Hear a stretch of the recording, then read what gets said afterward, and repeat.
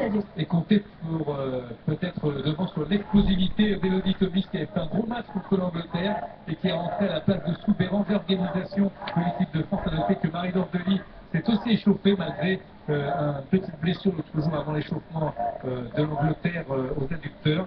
Elle s'est échauffée assez longuement, donc pourquoi pas voir Marie-Laure Delis rentrer également dans cette deuxième période, rentrer dans ce match. C'est un autre match, c'est une deuxième période, tout recommence pour l'équipe de France, tout est possible. On verra aussi si au niveau physique les Danois tiennent le coup, comment ça s'est passé dans leur tête pour gérer cet avantage, comment ça s'est passé également pour l'équipe de France pour essayer de revenir dans le match avec le coup d'envoi de cette deuxième période et ce ballon qui est laissé justement Elodie Thomis que l'on voit ici à l'image, virevoltante, on la sait, dribbleuse, rapide, qui se crée des occasions et qui en crée aux autres, joueuse très importante, qui peut effectivement faire la différence, mais pour cela il faudra avoir les ballons, Sonia, avoir le jeu à son compte, le prendre à son compte et essayer de s'organiser un petit peu mieux et d'enlever cette fébrilité qui colle à la peau des Françaises. Prendre le jeu à son compte, c'est exactement ça. Au milieu du terrain, il faut que les Françaises arrivent à prendre le contrôle du jeu et à avoir des combinaisons entre 2-3 joueuses pour pouvoir justement servir nos attaquantes et se produire, se créer des occasions. N'oubliez pas de partager avec nous vos impressions sur la rencontre grâce à votre application W9 rubrique Connect bien sûr, et faites également vos pronostics en fin de match, vous pouvez même désigner la meilleure joueuse française. La touche de Gaëtan Tinet, promu donc capitaine depuis la sortie de Soubéran, puisque c'est Tinet derrière Soubéran et puis Corinne Franco. Eugénie Le Sommer qui a bien jailli, Bien joué ça, Eugénie. Elle a bien provoqué, c'est comme cela avec un carton jaune. On pousse au passage pour Bédic. On voit Eugénie qui passe entre les deux joueuses. Bédic qui est obligé de faire faute. Pardon Sonia, alors, je suis obligée de faire faute qui récolte un carton jaune. C'est bien déjà dans les intentions de revenir dans cette deuxième période avec beaucoup d'envie. Avec le coup franc pour Louisa Messi, Gaëtan Tinet, Eugénie Le Sommer. Le voilà, carton jaune à votre écran, c'est bien pour Yami Hunt. Louisa Messi qui va pouvoir frapper. On sait sa précision, elles sont toutes montées. Gaëtan Tinet pour la frappe. C'est repoussé, mais Laura Georges est là pour essayer de contrôler la situation, de repartir de l'avant avec cette équipe de France, Laure Poulot, Laura Georges et la touche qui c'est des Vesta rejoué vite côté français avec Louisa Messi. Messi, Gaëtan Tinet dans la profondeur, j'ai mis Le Sommer. Oula, que va dire l'arbitre? Peut-être un petit quelque chose quand même. Celle qui, pour moi, déséquilibre quand même Eugénie.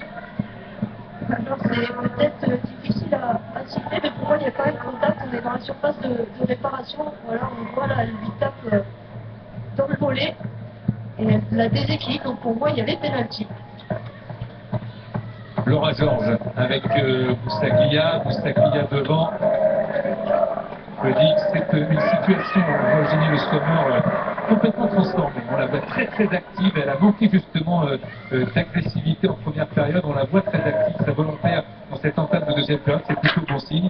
Et de se créer comme ça une situation, même si elle n'est pas sifflée en faveur de la France, c'est comme pour un gardien, Sonia, ça donne un petit peu de pouvoir, un petit peu de confiance en soi. L'ascendant psychologique, c'est évident. C'est vrai qu'on le voit, là, les Français sont remis du vestiaire avec une grosse envie, elles n'ont plus forcément le choix. Donc maintenant, il va falloir se créer des occasions et pour ça, il va falloir produire beaucoup de jeux. Avec Laure Boulot sur le côté gauche, Laure Boulot son pied droit, avec tourné, Camille Abili qui est au contact. Dommage qu'il n'y ait pas une joueuse française juste derrière le renvoi danois. Une équipe danoise qui est un petit peu perturbée avec Laure Boulot qui se lance, ça a été compris. Gaëtan Tinet qui se précipite, Gaëtan Tinet qui a bien emmené ce ballon dans la surface. Oh, c'est superbe le crochet avec le sang, la tête, c'est sauf latéral pour aller gêner la gardienne danoise Stina Petersen. Mais les Danoises sont perturbées. La France a recollé dans le match au niveau de la manière. Camille Abili dans la surface, elle est revenue sur son pied droit, le centre, repoussé encore une fois, la frappe redétournée. Et cette fois, l'équipe du Danemark qui tente de se soulager. Laura Georges, attention au contrôle. Et attention à cette mauvaise tête en retrait, elle va se rattraper avec sa vitesse et concéder la pousse dans la panique. On voit là qu'il y a une chance qu'on aurait dû jouer en retrait avec Sarah Boisy. On voit là la tête juste déviée par Camille Abili qui a manqué un petit peu de hauteur pour pouvoir reprendre son ballon comme elle le souhaitait. Avec la touche pour Yanni Arndt. Dans ces premières minutes, on voit l'équipe danoise acculée dans sa surface de réparation.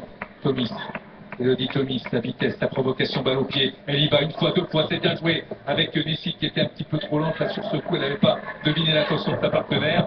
C'est pas grave, Corinne Franco. Avec encore Tomis et le Sommer, il faut créer des contres favorables, il faut aller au pressing, c'est ce que fait Gaëtan Tinet. L'équipe de France, qu'on connaît, la voilà, on l'a retrouvée avec Tinet, Camille Abili qui est passé une fois, deux fois avec le Sommer dans l'espace pour Gaëtan Tinet qui a touché, et le Tomis qui va pouvoir s'entrer, le stand de Tomis, au deuxième photo, c'est renvoyé par Christine Hanfurt. Les jeux,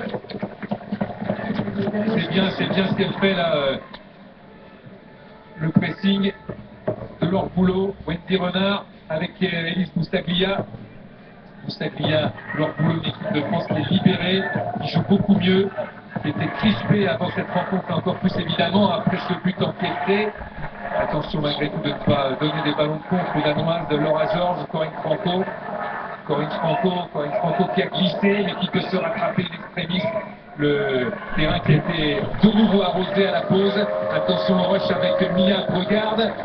Et la buteuse de ce soir, Rasmussen, le centre, Sarah Boisy, qui a coupé la trajectoire, relancé rapidement.